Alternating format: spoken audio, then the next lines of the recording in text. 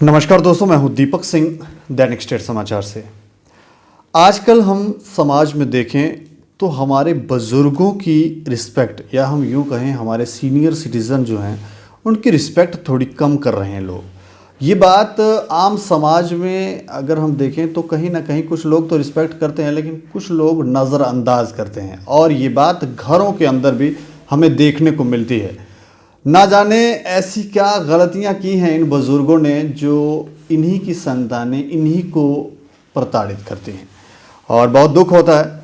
लेकिन इसी को देखते हुए कुछ हमारे बुज़ुर्ग हैं जो आगे आए हैं, और वो ये चाहते हैं कि ये जो हो रहा है इस समय समाज में वो समाप्त हो।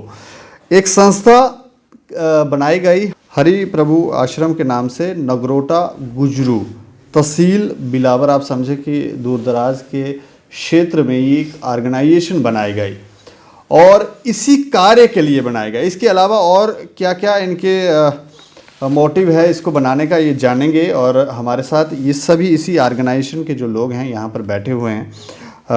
इंट्रोडक्शन मैं आपको करवाऊँ, जगमोहन गुप्ता जो पैटर्न हैं उस तरफ बैठे हुए हैं, डॉक्टर कुलदीप चौधरी जो जनरल सेक्रेटरी हैं, संसार चंद गुप्ता जो प्रेसिडेंट हैं, केएल गुप्ता जॉइंट सेक्रेटरी हैं, और इसके अलावा देव कुमार गुप्ता जो वाइस प्रेसिडेंट हैं। आप सभी का पहले तो हम अपने चैनल की तरफ से आपका स्वागत करते हैं, और हम ये कहेंगे कि आप जो कार्य कर रहे हैं वो बहुत अच्छा कर रहे हैं, और डिसरिस्पेक्ट है ये हमने भी कहीं ना कहीं अनुभव किया है। लेकिन इस ऑर्गेनाइजेशन को बनाने का मोटिव मैं चाहूँगा प्रधान जी शुरुआत करें। प्रधान जी आप बताएं। ये संस्था हमने इसी बात को ध्यान में रखते हुए बनाई है कि बुजुर्गों जो अनकेयर्ड हैं, एज्ड हैं, ओल्ड हैं, और जिनका परिवार में आदर मान नहीं होता और उनका ध्यान नहीं रखा जाता, तो उसके लिए हमने होम फॉर डेस्टिट्यूट्स, बेसिकली ये हरिप्रभु संस्था जो है ये होम है, होम फॉर डेस्टिट्यूट्स, जहाँ पे हमने काफ़ी इंफ्रास्ट्रक्चर बना के रखा है। 3 हॉल हैं हमारे पास, 11 बाथरूम हैं, किचन 2 किचन हैं, और वहाँ पे कोई भी बुजुर्ग, बच्चा, बेवा जो औरत है, कोई भी बेसहारा जो है वो रह सकते हैं। तो ये हमारा आइडिया ये था कि जो लोग बिलावर के रहने वाले हैं और जम्मू में आ गए हैं, रहते हैं जम्मू में, और ओरिजिन है उनका जब अपना बिलावर से, तो हम चाहते थे कि अपने क्षेत्र के लिए कुछ न कुछ समाज के लिए किया जाए, और उस इलाके में सेवा का काम, सामाजिक सेवा का काम किया जाए। तो उस चीज़ को ध्यान में रखते हुए हमने एक आश्रय बनाया जिसका नाम है हरि प्रभु आश्रय। मैं पहले ये सवाल आपसे ज़रूर पूछना चाहूँगा, हरि प्रभु संस्था जो आपने नाम दिया, कि क्या सोच के क्यों? हाँ, ये हरि प्रभु आश्रय इसलिए दिया कि हमें लैंड जो थी, हम चाहते थे कि मेन रोड पे जो धार रोड है वहाँ से गुजरती है, तो कोई लैंड हमें मिल जाए। लैंड हमें फिर हरिभगत स्वामी हरिभगत गुरु हैं, ये योग गुरु हैं, तो उन्होंने हमें लैंड दी 3.5 कनाल, वो दुर्गा मंदिर के पास है। तो जब इसकी फाउंडेशन रखी गई तो उन्होंने कहा कि मेरे नाम से ही ये बनाई जाए, तो इसीलिए इसका नाम हरि प्रभु आश्रय रखा। इसके अलावा जो भी आप कह रहे हैं, ये दूर दराज एरिया में ही आपने ये आश्रम जो है बनाया है वहाँ पर? हाँ जी, ये जम्मू से कोई 90 किलोमीटर है और कठुआ से 60 किलोमीटर है। धार मेन रोड, धार रोड पे है ये और इजीली अप्रोचेबल है। कौन से सन में इसकी शुरुआत की? 2004 में, जुलाई 2004 में ये हमने शुरू किया था, इसकी फाउंडेशन रखी थी। मैं ये जानना भी चाहूँगा कि वहाँ पर इस समय अगर हम देखें तो कितने सारे लोग जो हैं? हमारे पास एक जॉइंट फैमिली रहती थी, वो 4 आदमी थे। वो परिवार के चारों लोग ब्लाइंड थे, ब्लाइंड भी थे और हैंडीकैप्ड भी थे, क्रिपल्ड थे। उनकी उंगलें, उनके पैर, बाजू, उंगलें सारे क्रिपल्ड थी।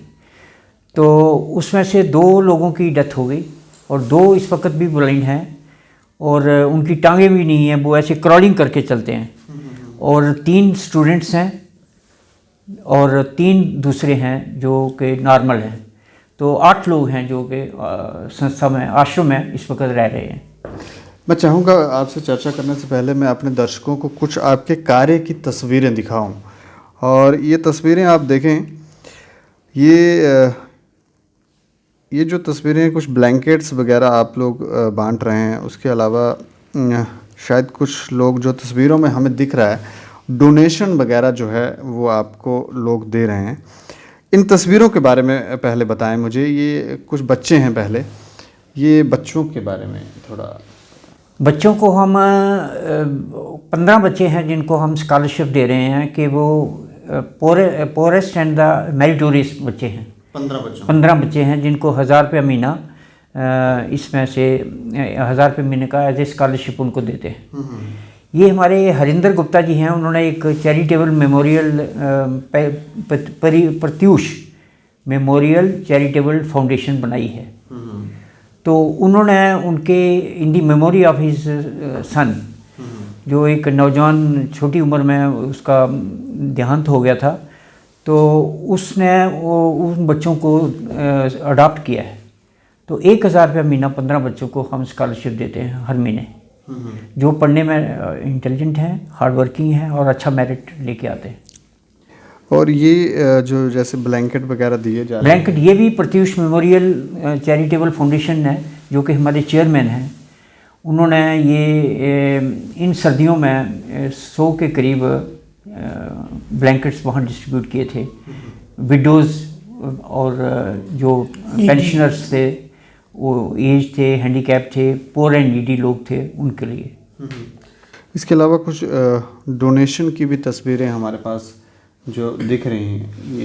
ये कौन व्यक्ति हैं और किस तरह से ये डोनेट करते हैं? अगर किसी को भी आपको कोई डोनेशन देनी हो तो किस तरह से?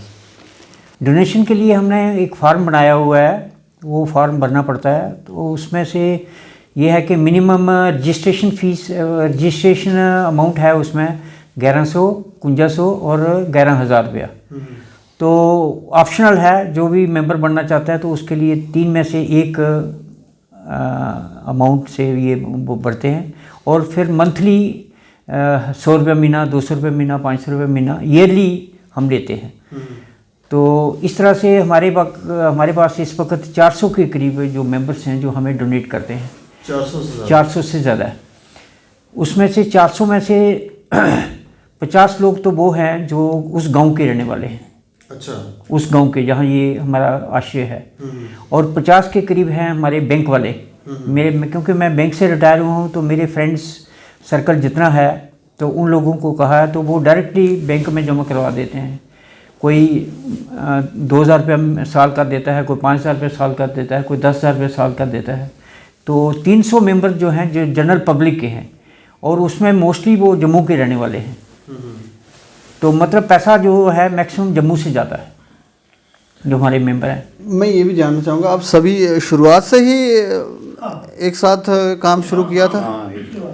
सबने एक बैठ के एक मत किया? 6-7 आदमियों ने मिलके। हमारी ये सोच थी कि अपने इलाके में जिसको हम छोड़ के आ गए हैं और सेटल जम्मू में हुए हैं, तो उस इलाके के लिए कुछ ना कुछ, उसकी बेहतरी के लिए, उन लोगों के लिए कुछ ना कुछ किया जाए।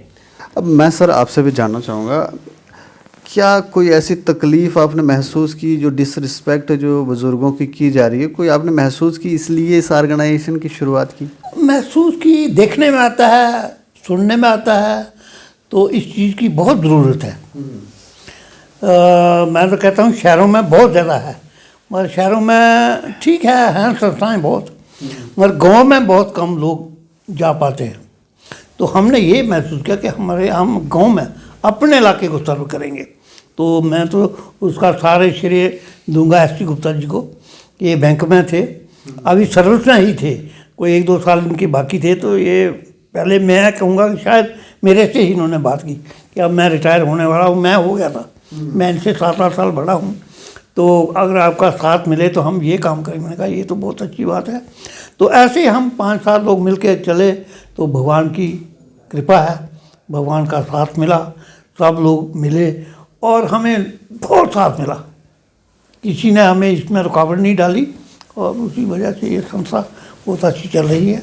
बहुत 300-400 लोगों को हम जो यथाशक्ति उनकी सहायता करते हैं, और ख़ासकर लेडीज़ को, विधवा लेडीज़ जिनका बेचारियों का कोई गुजर नहीं है, वो बहुत, उनके लिए तो बहुत ये संस्था लाभदायक है, वो फ़ायदा उठा रहे हैं। यही हमारा गोल है। मैं क्योंकि आप सभी ज़्यादा तो एजड हैं, हाँ, लेकिन आप में एक ये व्यक्ति हैं जो इनकी यंग हैं, एज कम है, और ये कैसे सर मैं आपसे जानना चाहूँगा आप कैसे जुड़ गए? सबसे पहले मैं दैनिक स्टेट समाचार का शुक्रगुजार हूँ और हरिप्रभु संस्था का जनरल सेक्रेटरी होने के नाते इनको मैं थैंक्स कहना चाहूँगा कि जिन्होंने इतना अच्छा इनिशिएटिव लिया कि हमें एक मंच दिया जिसके माध्यम से हम ये चीज़ें, पहले हम अकेले ही ये चीज़ें करते थे और अब हम आपके माध्यम से लोगों तक ये चीज़ पहुँचाएंगे। कहते हैं कि कुछ करने की मन में इच्छा हो तो वो बंदा पीछे नहीं रह सकता। जब हम अपने बुज़ुर्गों को देखते थे कि हमारे बुज़ुर्ग होके इतना ये अच्छा काम कर रहे हैं, इतना इनिशिएटिव ले रहे हैं, तो मन में ये चीज़ हमेशा वो होती थी। तो हम इनके साथ काम करते थे, जो ये बोलते थे उस तरीके से हम काम करते थे।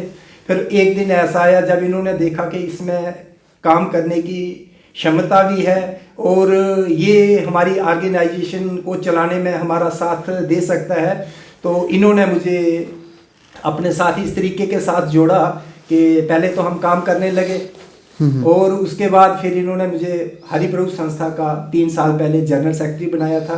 खैर काम जो था पहले भी मैं ऐसे ही करता था, ये पदवी की हमें ज़रूरत नहीं है कि हाँ जी कि अब मैं जनरल सेक्रेटरी हूँ तो मुझे काम की कोई हुआ नहीं। पहले भी मैं इसी तरीके से काम करता था, मन में बहुत चीज़ इस तरीके की है। जैसे कि हमारे साथियों ने, प्रेसिडेंट साहब ने, ये पैटर्न जी ने बताया कि ये चीज़ हमने गुजरू रोटा में किस नज़रिए से बनाई थी, तो अपने आप में बड़ी खुशी मिलती है कि देखो हमारे इलाके में कितना अच्छा है कि हम सिटी में रहते हुए 30-40 साल हो गए, लेकिन हमने अपना कल्चर नहीं छोड़ा। जो हमारा गांव का कल्चर था वो हमने अपना के रखा है। अच्छा, आप लोग सारे सिटी में ही रहते हैं? हाँ, हैं हम बिलावर से, हाँ, लेकिन हम इधर ही रहते हैं। एक तो उस इलाके की सेवा करने के लिए उन्होंने एक बड़ा अच्छा डिसीजन लिया और हम कर भी रहे हैं। और भगवान क्या करता है कि वो ऐसे माध्यम बना ही देता है कि हम इस संस्था को जो चला रहे हैं अपने बलबूते पे ही चला रहे हैं, किसी से कोई योगदान हम नहीं ले रहे हैं। और देखो कितनी अच्छी बात है कि हम जिससे भी इस चीज़ के बारे में बात करते हैं तो वो पीछे नहीं हटता है, वो कहता है अच्छा यार कमाल है, अगर चलो मैं कम से कम टाइम नहीं आप लोगों के लिए निकाल सकता तो पैसा तो मैं निकाल सकता हूँ। एक अच्छे काम करने के लिए अगर आप हो तो लो भाई मुझे मेंबर बना लो। तो ये लोग जिस तरीके के साथ हम काम कर रहे हैं तो हमारे मेंबर जो है वो बन भी रहे हैं और हमारी संस्था जो है वो इस तरीके के साथ काम कर रही है। अगर हमारे पास 20,000 रुपये आता था तो हम 20,000 के हिसाब से ही काम करते थे। अब अगर उसी हिसाब से हमारा वो है कि इस टाइम हमारी संस्था जो है कोई 60-70 हज़ार रुपया महीने का जो है वो पेंशन देती है। और जब हम सब लोग वहाँ जाते हैं, और ये सारे लोग बड़े मतलब रहम दिल आदमी हैं, इनके दिल में बहुत रहम है। हम 600 रुपया महीना जो है वो विडोज पेंशन देते हैं और ओल्ड एज होम की 1,000 रुपया पेंशन देते हैं। जब हम उनके चेहरों को देखते हैं जो नीडी लोग हैं तो हम समझते हैं कि यार ये 600 नहीं, इनके लिए ये 6,000 के बराबर है। जब वो औरतें हमें मतलब अपने दिल के साथ, दिल की गहराइयों के साथ हमें आशीर्वाद देती हैं तो हमें बड़ी संतुष्टि मिलती है और हमारा इनकरेज जो है वो बढ़ता है। कहते हैं कि जब काम करो तो काम करने के साथ आपका रास्ता जो है वो भगवान बना देता है। मैं एक छोटा सा उदाहरण आपको देना चाहूँगा जी, कि 3-4 साल पहले हम वहाँ गए, बना तो लेते हैं लेकिन उसको चलाना बड़ा मुश्किल होता है। तो ये साबिर कहने लगे को 4 लाख रुपया खर्चा आएगा इसकी रेनोवेशन पे, अगर नहीं कराएंगे तो ये बिल्डिंगें गिर जाएंगी जो हमारा इंफ्रास्ट्रक्चर वहाँ बना हुआ है। हमने कहा कोई बात नहीं है, ठीक है, कोई बात नहीं, कोई ना कोई रास्ता निकल जाएगा। जब हमने अकाउंट्स वगैरह देखे तो हमारे पास इतना पैसा काम करने के लिए नहीं था। हमारी एक एनुअल बॉडी जनरल मीटिंग होती है, उसमें उस बार हमने बिक्रम रंधावा जी हॉनरेबल MLC थे वो, हमने उनको चीफ गेस्ट बनाया। जब वो आए वहाँ उन्होंने हमारा कामकाज देखा, सारी चीज़ें देखी, तो उनसे रहा नहीं गया। उन्होंने कहा, वो हरिंदर जी के साथ बैठे थे, उन्होंने उनसे बात की, भाई क्या मतलब वो है। उन्होंने बताया कि ठीक है भाई हमारा काम चलता है आप लोगों के उससे। उन्होंने हमारे उसके लिए हमें अपनी कॉन्स्टिट्यूंसी डेवलपमेंट फंड में से 3 लाख रुपया दे दिया। फिर बाद में इनको मैंने बताया देखो 4 लाख का हम एस्टीमेट लेके चले थे तो 3 लाख रुपया रंधावा साहब ने हमें दे दिया। वो 3 लाख से ही हमारा काम वहाँ हो गया, जो हम मतलब काम करना था वो उस तरीके के साथ हो गया। तो मेरा कहने का मतलब ये है कि जैसे ज़रूरत है वैसे हमारा काम जो है वो हो रहा है, लेकिन अब हम और शक्ति मिल जाएगी आपके। हम तो कहेंगे कि ये तो हरि की कृपा है। हाँ, ये हरि की कृपा हरि कृपा है, के साथ पूरी काम कृपा करो है। तो हरि की कृपा, नाम ही इसका हरि प्रभु संस्था हमने रखा हुआ है। अच्छा, मैं आपसे भी जानना चाहूँगा, जब शुरुआत की तो क्या क्या डिफ़िकल्टीज जो हैं वो आपको आई? पैसे बहुत कम थे, लोगों के पास जाना पड़ता था, वहाँ एरिया में घूमना पड़ता था। विधवाएं जो थी, जो बहुत ज़्यादा गरीब थी, उन्होंने अप्रोच करना शुरू किया। वहाँ की जो एक बॉडी बनाई है, वहाँ की प्रेसिडेंट है, सेक्रेटरी है, वो उन्होंने भी बहुत ज़्यादा इनिशिएटिव लिया उसमें। और उसके साथ साथ जो शादियों का प्रपोजल रखा गया कि 20 या 25 के बीच में लड़कियों की शादियाँ, जो गरीब हैं, जो अर्फन हैं, वो उनके लिए कोई ना कोई कंट्रीब्यूट किया जाए। वो आप वहीं शादी आश्रम में ही करवाते नहीं, हम सिर्फ फाइनेंशियल मदद हेल्प देते हैं। मतलब 5,000 रुपया हमारी संस्था देती है अपने उस पूरे अकाउंट में से, उसमें आपका भी आ जाता है, दूसरे का भी योगदान जो है वो आ जाता है। और बाकी जो है कुछ मेंबर्स जो हैं वो वॉलंटियरली उसमें आ गए स्पॉन्सर हैं। करते हैं। जैसे एक उमा भारती मेरी बेटी है, वो 25,000 रुपया दे रही है। 25 लड़कियों के लिए हर लड़की को 1,000 रुपये। उसकी ही देवरानी है एक डॉक्टर नीलिमा गुप्ता, वो भी 25,000 दे रही है, वो भी 1,000 दे रही है उससे। अच्छा। हाँ, उसके साथ ही हमारे एक वरिष्ठ मेंबर हैं, वो भी 1,000 रुपया हर बच्ची के लिए उनको डोनेशन के तौर पर दे रहे हैं, कैश दे रहे हैं उनको कि शादी के लिए थोड़ा बहुत मीटअप हो जाए। ये तो 10,000 रुपया एक लड़की के लिए- 10,000 के करीब जो है एक वो लड़की को हर फायदा। बच्ची को मिल जाता है जो। लेकिन हम देखते हैं कि वो ऑर्फन होने के साथ साथ गरीब है, नहीं कर सकते हैं उसकी शादी, तो हम मटेरियल भी देते हैं, 5,000 का मटेरियल, और बाकी पैसे कुछ नकद दे देते हैं उनको, जितने भी बनते हैं हमारे पास। और इसके साथ ही जो कुछ हैंडीकैप्ड हैं तो उनके लिए व्हील चेयर, सर जी गए थे, ये गए थे, और वो रेड क्रॉस वालों से व्हील चेयर्स ली, और वहाँ जितनी भी डिमांड होती है वहाँ पूरी करते हैं। मेरे दामाद हैं, उन्होंने भी पिछले अभी एक 5,000 रुपया एक व्हील चेयर के लिए उन्होंने दिया है। पिछले साल वो डॉक्टर नीलिमा गुप्ता जिसके बारे में बोल रहा हूँ, उसने भी पिछले साल 5,000 रुपये की एक व्हील चेयर लेके वहाँ हमने बांट दी। वो जिसको चाहिए थी, वो जब भी डिमांड आती है कि इसको लिए चाहिए तो हम वो वहाँ दे देते हैं। तो इस तरह से हमारा पहले वाली जो थी प्रॉब्लम थी वो थोड़ी थोड़ी अब रिमूव हो रही है, क्योंकि बहुत से लोग जुड़ रहे हैं इसके साथ, पैसे आ रहे हैं, लोग देते हैं तो हम उसको डिस्ट्रीब्यूट कर देते हैं। कोई मदद नहीं करती आप लोगों को? नहीं, सरकार हमने के पास approach भी नहीं किया, अप्रोच भी नहीं किया, क्योंकि और district को उनके छोड़ना पड़ता जो है। रूल्स एंड रेगुलेशंस हैं, जो प्रोसेस है वो बड़ा ज़्यादा लंबा चौड़ा है, हार्श है, थोड़ा हमारे लिए प्रॉब्लम हो जाती है। कहाँ जाए, हमें थोड़ा सा काम करने के लिए भी प्रॉब्लम हो जाती है कि अपना काम भी नहीं हम कर सकते, किसी ऑफिस में जाके वहाँ खज्जली होना पड़ता है। तो इस तरह से वहाँ हमने अप्रोच किया भी तो नहीं भी किया। जब देखा कि उनका वो जो सिस्टम था वो बड़ा हार्ड है, कॉम्प्लिकेटेड है, तो फिर हमने उसका छोड़ दिया। और बस लोगों को जो जिसके साथ भी बोलते हैं वो हमारी किताब लेता है और वो झट से मेंबर बन जाता है। आज सुबह ही चाड़क साहब आपके मैनेजिंग डायरेक्टर हैं, उन्होंने किताब पढ़ी और किताब पढ़ के वो मुतासर हो गए, और उन्होंने कहा जी मेरा नाम लिख लो, तो 10,000 की डोनेशन उन्होंने आज सुबह हमें दे दी। मैं अपने दर्शकों को भी इस किताब का, ये जो किताब है उसका चित्र दिखाना चाहता हूँ।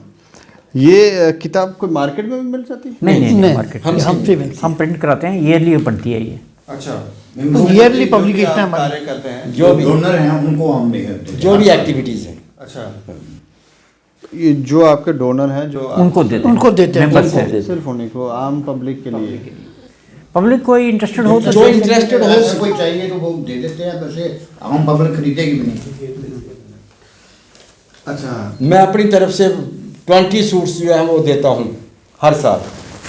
हर इन्हीं लड़की मैरिज को लड़कियों के वेडिंग लिए सूट देते मैं हैं, मंगवाता हूँ वेडिंग सूट्स। इकट्ठे मंगा लेते हैं हाँ, साल इकट्ठे के। मंगवा लेता हूँ 20-25 के दरमियान आप जितने। सभी पहले सर्विस करते थे? हाँ, मैं ये है अभी सर्विस में, बाकी रिटायर ये हो गए। सर्विस में है, बाकी सब बाकी रिटायर नहीं। अब हाँ, मेडिकल इन सर्विस डिपार्टमेंट हैं, में। हम सभी 4 बाकी रिटायर्ड हैं। सबसे पहले हुआ, हम स्टार्ट किया लाइट हाउस स्कूल था, तो वहाँ ब्लोअर एसोसिएशन बनी थी। पहले स्टार्ट हमने वहाँ से किया, जब काफ़ी देर से चल रही थी। उधर हर महीने में या 2 महीने में मीटिंग होती थी, लंच वगैरह करवा देते थे उधर। वो शिव कुमार शर्मा जी थे, उनको ना बड़ी दिलचस्पी आस्ता आस्ता आस्ता आस्ता वो कम होते गए, जैसे ज़्यादा जुड़ गए ना, कोई और दूसरी साइड जाने लगा। फिर इन्होंने प्रोग्राम रख लिया, ये भी जाते थे ना, इन्होंने बोला यार कोई ऐसा ब्लावर के लिए कोई काम करना। बोला ठीक है, 5-7 बंदे उस वक्त जुड़ गए, हम भी आपके साथ हैं। स्टार्टिंग में प्रॉब्लम बड़ी आई, ये प्रॉब्लम है होती है। दूसरा कैश कम आता था, मगर हमने मेडिकल जो थे ना कैंप लगाते थे ना, वो स्टार्ट कर दिए।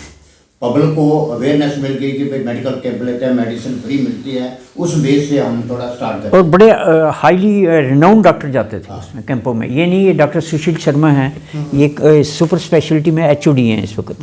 हाँ, हार्ट के हैं ये जी, हार्ट के। एस के गुप्ता जी थे, KV Gupta, doctor CD Gupta, doctor CD Gupta, doctor CD Gupta, अच्छे अच्छे डॉक्टर जाते थे। कैंप लगाने। हॉस्पिटल एक एक गुप्ता है तो कठुआ, एक के गुप्ता, वो ज़्यादा इफेक्ट तो वहाँ से हुआ। वे मेडिकल कैंप हैं, लोगों को इंटरेस्ट।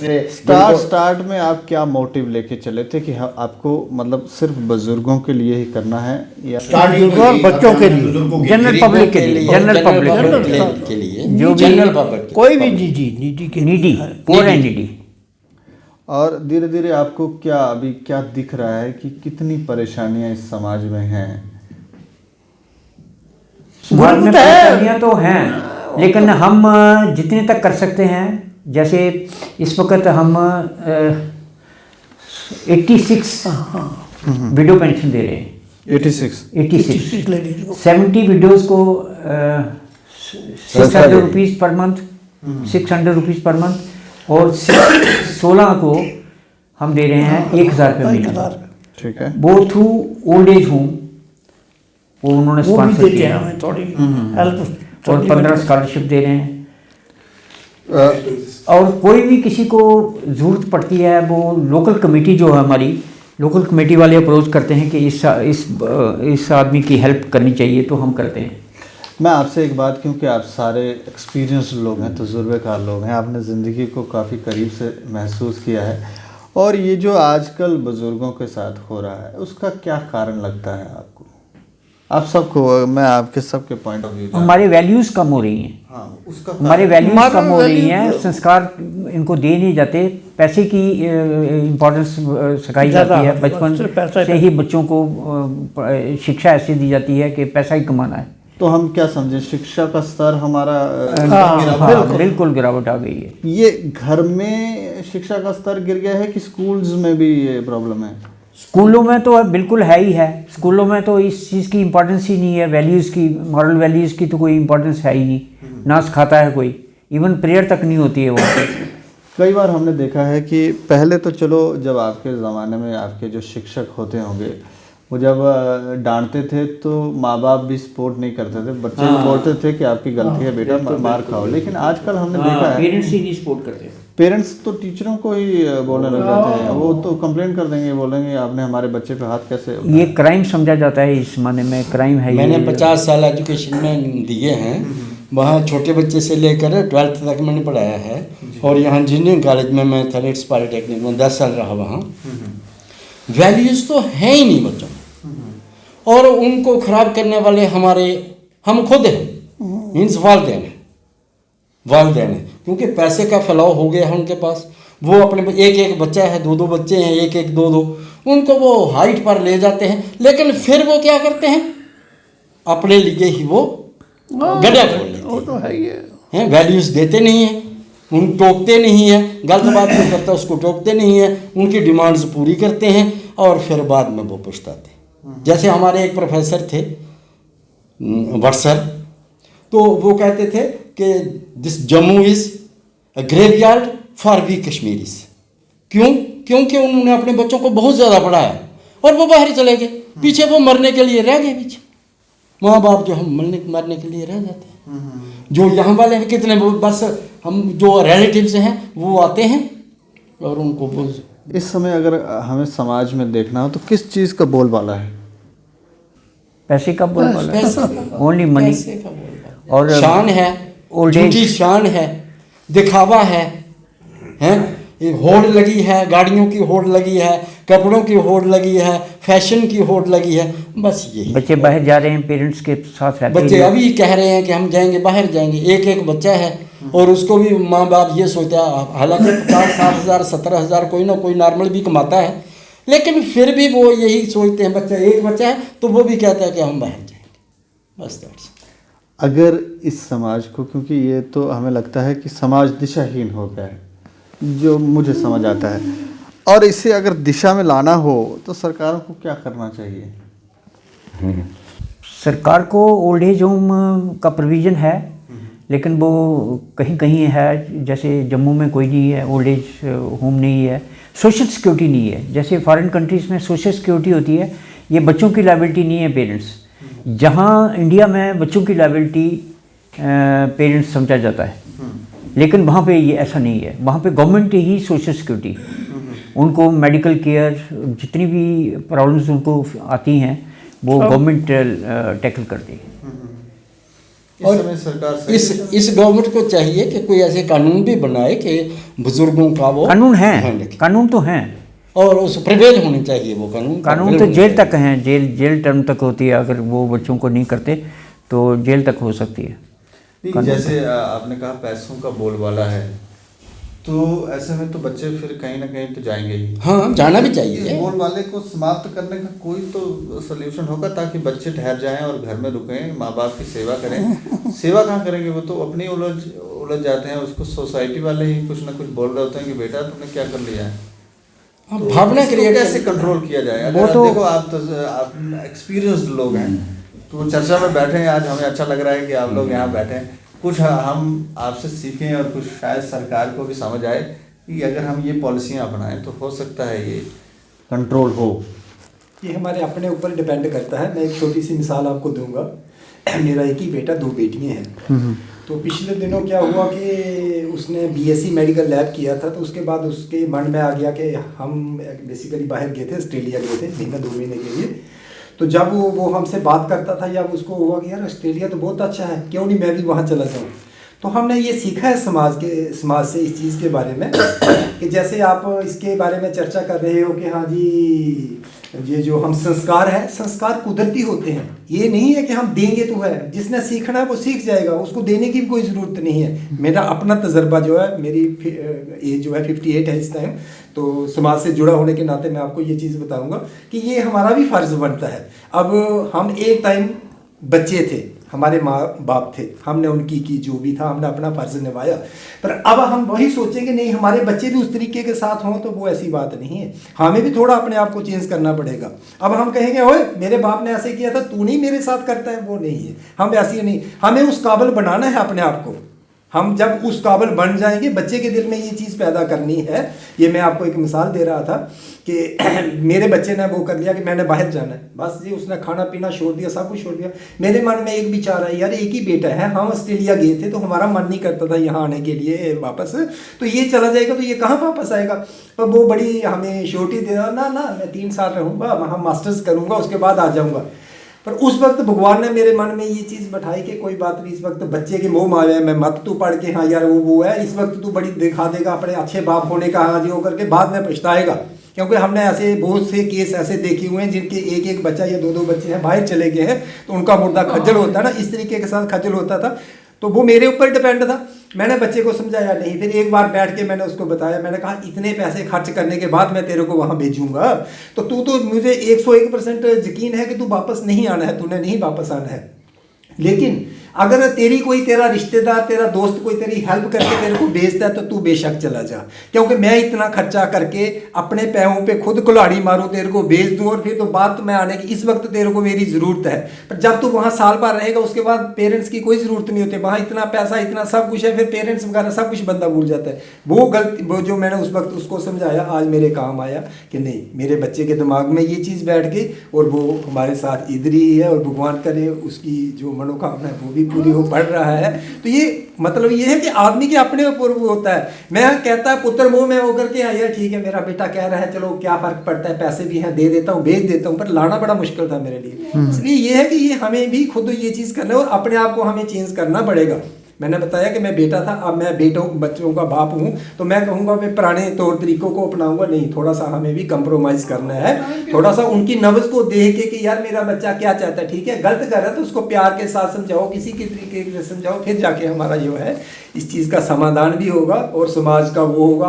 हर बंदा एक जैसा तो होता नहीं है कि कहते हैं मैंने कौन सा समाज का ठेका ले रखा है, पर हम कहते हैं नहीं, हमने समाज का ठेका ले रखा है, क्योंकि भगवान ने हमें अगर ये मनुष्य जीवन में आया है, कहते हैं 3300 करोड़ जूनी भोगने के बाद बंदे को मनुष्य का शरीर मिलता है, तो हमें अगर मिला हुआ तो उसके लिए अब हमें ऐसे काम करने हैं ताकि आगे के लिए हमें जो अगली अपनी वो आनी है उसके लिए हमें कुछ करना चाहिए, तो वो हम करेंगे तभी जाके होगा, ऐसे तो नहीं होगा। इसलिए हम समाज के ठेकेदार हैं, जो भी किसी किस्म का काम हो हम आगे आ जाते हैं, कहते हैं कोई नहीं, और भगवान हमारी मदद करता है हर काम में, कोई भी काम हो हमें कोई किसी काम में वो नहीं। हम तो लोगों से कहेंगे कि जिस तरह से ये काम कर रहे हैं आप लोग भी ऐसे ही करें, और या अगर नहीं कर सकते हैं तो सहयोग करें। लेकिन मैं एक बार फिर से, क्योंकि ज़्यादा लंबी चर्चा हो रही है, तो मैं अंत में ये जानना चाहूँगा, आप हमारे दर्शकों को बताएं आपसे लोग कैसे जुड़ सकते हैं, किस तरह से डोनेट कर सकते हैं, और अचीवमेंट आप क्या, मतलब आपने क्या अचीव किया है, सर बताएं। तो हमारे साथ जुड़ने का एक तो ये किताब माध्यम है, तो बाकी हम लोकल हैं जम्मू के, सब हमें जानते हैं, तो हमारी संस्था के बारे में भी, तो इसी के द्वारा हमसे संपर्क हर कोई कर सकता है। ये तो हो गया आपसे, जो लोग, मैं आप डोनेशन के लिए बोल रहे हैं कि जो लोग आपको डोनेट करना चाहते हैं। एक और बात मैं ये जानना चाह रहा हूँ कि जैसे किसी को कोई परेशानी है, जैसे आप लोग हेल्प करते हैं, उन वो लोग कैसे आपको अप्रोच करें? वो देखिए, एक तो हमारा आश्रम है, लोकल कमेटी है, लोकल कमेटी है, वहाँ अप्रोच करें जो भी नीडी हैं। हाँ, खासकर आपने की हाँ, वहाँ उसी एरिया के लिए, उसी एरिया के लिए हैं। तो बाकी बाहर जब मान लो थोड़ा सा आपकी ऑर्गेनाइजेशन, क्योंकि जैसे जैसे लोग हेल्प करते हैं, आप कर रहे हैं, धीरे धीरे लोग जुड़ने लगते हैं और लोगों को पता चलता है, तो ऐसे में फैलाव बढ़ने लगता है, तो फिर आप बाहर भी जाएंगे? हाँ, बाहर हम सिर्फ मेडिकल हेल्प देते हैं। अच्छा, मेडिकल हेल्प के लिए देते हैं, चाहे जम्मू का हो चाहे कहीं का भी हो। एक हमें अभी कोई 1 हफ्ता पहले 1 लाख रुपया हमने मेडिकल ट्रीटमेंट, कैंसर की कोई पेशेंट थी, उषा धर, तो हमारे नोटिस में चीज़ें आती हैं, जैसे हम सब सारे हैं, इनके नोटिस में कोई आता है कि नीडी है, तो हमें बताते हैं कि ये नीडी है। सिर्फ मेडिकल हेल्प हम आउट ऑफ द एरिया देते हैं, बाकी विद इन एरिया जितनी भी हमारी एक्टिविटीज़ हैं, विडो पेंशन है तो हम वहाँ के लोगों को ही देंगे। विडो पेंशन के लिए अगर ये यहाँ आ गया तो हम अगर करना शुरू हो गए तो सोशल वेलफेयर तो उसका तो अंदाज़ा नहीं रहेगा कि इतने केसेस हमारे पास आ जाए, संभल नहीं पाएंगे। तो हम उस एरिया में करते हैं मेडिकल हेल्प के, किसी का एक्सीडेंट हो जाता है, कोई कैंसर पेशेंट आ जाता है, कोई किसी किस्म का सीरियस एलिमेंट आ जाती है, तो हम उसके लिए डिसाइड करते हैं कि इसको कितनी हेल्प की ज़रूरत है, तो हम दे देते हैं।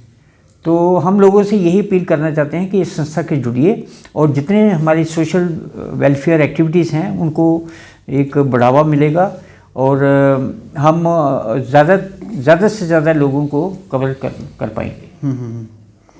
चलिए, शुक्रिया हमसे चर्चा करने के लिए। मैं भी अपने दर्शकों से ये कहना चाहूँगा, पहले तो काफ़ी अच्छा अनुभव हो रहा है कि हम बुज़ुर्गों के साथ बैठे हैं। बहुत कम मौके मिलते हैं हमें बुज़ुर्गों के साथ बात करने के, फील्ड पे रहते हैं, लेकिन आज हमें मौका मिला है।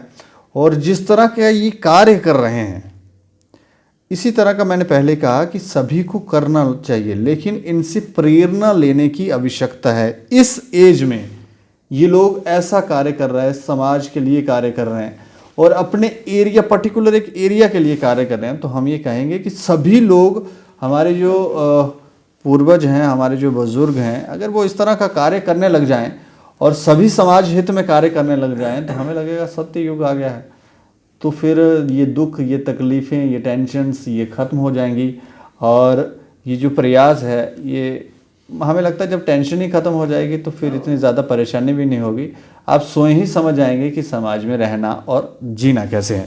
मैं एक बार फिर से इस ऑर्गेनाइजेशन का नाम आपको बताऊं, हरि प्रभु संस्था।